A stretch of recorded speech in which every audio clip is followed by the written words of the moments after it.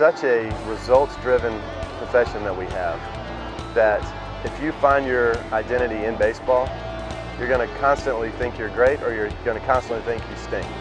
And that's just not the way we're called to live.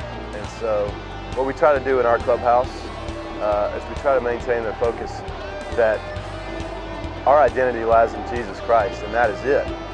And He's given us the talent, He's given us the strength to go out and perform. And we think He matters. We think it matters. I think it matters. I think Jesus has us here in this role for a reason. I'm not saying that He wants me to go out and have a perfect season. Obviously He doesn't. I've got 2 losses already. But I do think He wants me to have an impact for the kingdom in whatever that may be. So what I want to make sure I always do, and what I'm trying to make sure, what we're trying to make sure we are always doing, is that we're constantly living for Christ, and we're never going to give Christ's name a bad rep. I mean, if we're repping Jesus Christ with our mouths, we need to be repping it with our lives too. We have a very close group.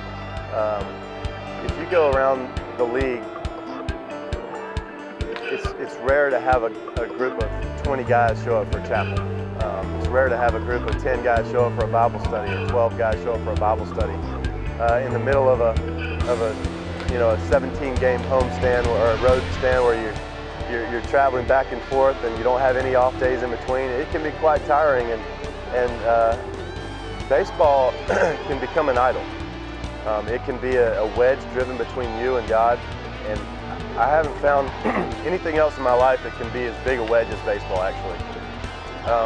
And so what we have here in this group of guys is constant accountability. Guys who want to know the Lord better, want to grow closer, and constantly push each other to get there. So it's a great group of guys I love being around, and because we share that bond of Jesus and what He does in our lives, I think we're a little bit closer.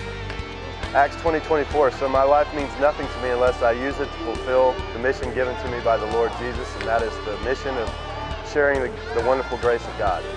So my life, I mean, really, what am I getting out of it if I'm not using my life and my platform to spread the word about Jesus and His Father's incredible grace? I mean,